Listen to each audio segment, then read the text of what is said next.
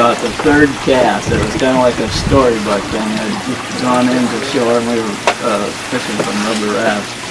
Went into shore for lunch and climbed up in the hill, ate lunch, come back down there, pushed back out, and on about the third time I went to pick it up to cast again, this thing hit. And you come out of the water about 3 times and then headed for the deep. I didn't even have a net to land it with. A few people next to us out there said, "Hey, can we help you?" I said, "Yeah, bring me a net." This pulled me around for about a half hour. And went back to camper, and Gus come back in and said, "Did you catch anything?" I said, "Well, I got one. It's not very big. It's in the fridge." He opened the refrigerator and said, "Oh my God! Oh my God!" I think he was a little bit jealous. He wanted to fly back, huh? I thank him for that worn-out fly. And you've been giving us salmon and all kinds of things ever since, John. There are many fond memories, and we did go up here. I wasn't with him that time, but he encountered that bear, but we hiked into the Passaitan Wilderness is where he encountered that bear on the trail. Roger has something to say. Yes, I remember meeting Eusta very clearly. It was at a conference at the school. The girls were in trouble. They were in the office. It was Lynn, wasn't it? It was definitely Lynn, I'm sure. That was in hot water at school. That's a fib. But I'm sure I got to meet Eusta through Shirley and Carol were teaching together. And that was how. But through the years, we spent some times together. We went to Alaska and floated to Teslin and the Yukon River for 6 weeks, and then southeast Alaska, we kayaked all around Sitka and all kinds of places. And that was a lot of years ago. Rick was about 14, so that was a day or two ago. But probably one of my fondest memories of Eusta was royal crayfish. Hank, I'm sure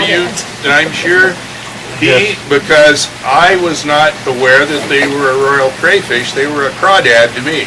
I raised in the state of Washington, a crawdad's a crawdad. Not to Eusta, those were royal crayfish. And he was always bugging me about, royal crayfish. So I took him down to Douglas Creek down here below on the Rock Island area, and lo and behold, he found the bonanza. And we ended up, for I don't know how many years, he actually brought traps home from Sweden to where we could trap crayfish. And anytime I wanted to get his attention, if I said a crawdad, he went on point. And he did not like that term crawdad. We had wonderful times. That was a very special, that was the French Freeboard. Yes, French Freeboard. And that was a big party time in August. End of August of every year. It's a very traditional Swedish party time. Rick, do you eat granola still after that 6 weeks? Never again. Me. I'm done.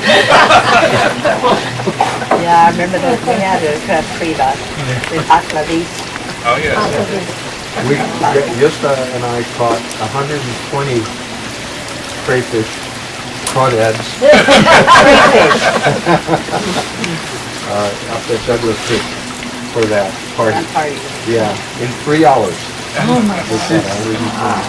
And the thing that was so scary, not scary, but difficult was you had to put the fish, these little crayfish, in boiling water when they were alive. Oh. What are you supposed to hit them over the head and then put them in? You can imagine their little screams. Yeah. I would never do this again. But we had a wonderful party.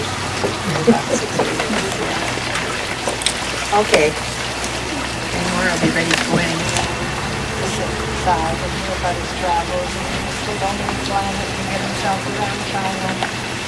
Also, I just want to acknowledge, and it's been hinted at, he truly was a citizen of the world and had a global perspective that not everybody has, and that certainly came from his travels.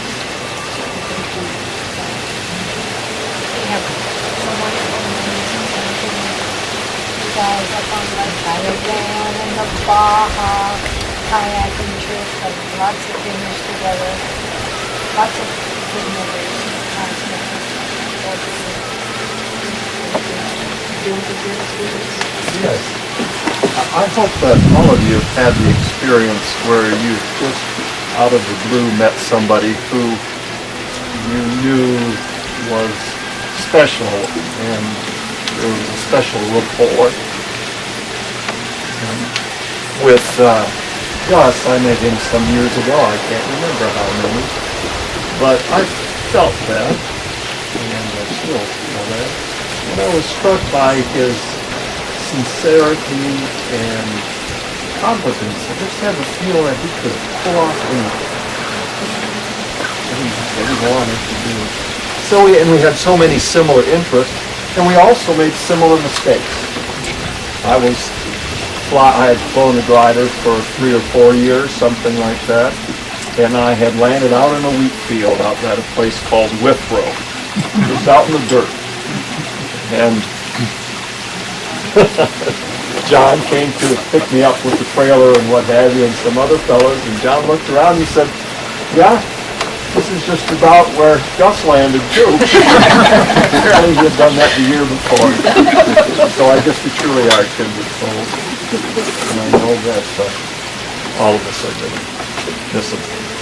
But we're glad that he's out of pain and looking down on himself. And thank you for all the good times that you made possible. And if everyone finished, we can go in and have As Don said, we met usually when we went down to the Baja. before that. Well, before that, but In the, never in my life have I met a person who is such an intrepid traveler.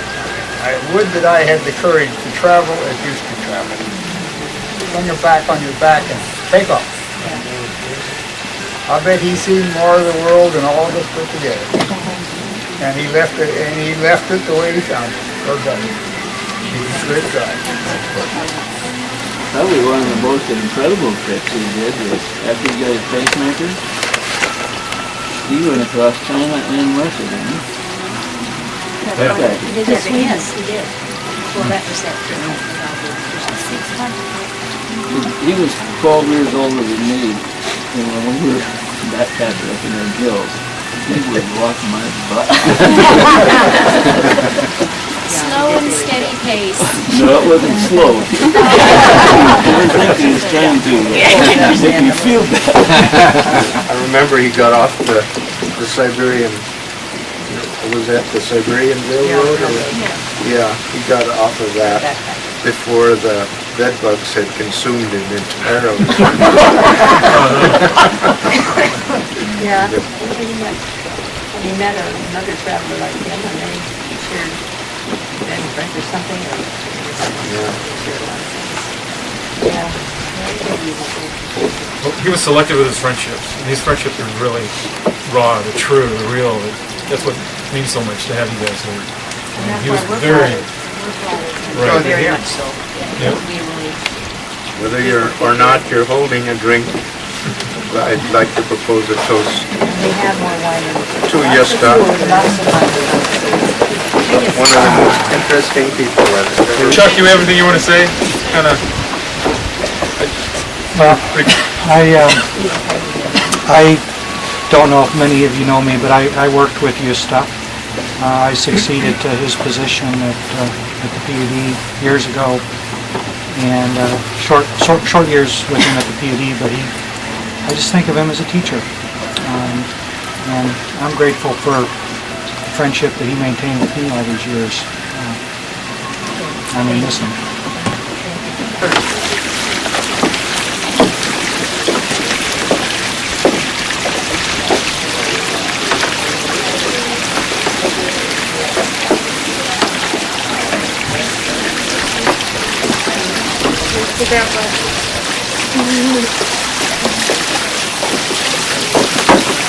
Yeah, sorry, stick it in the jellies later.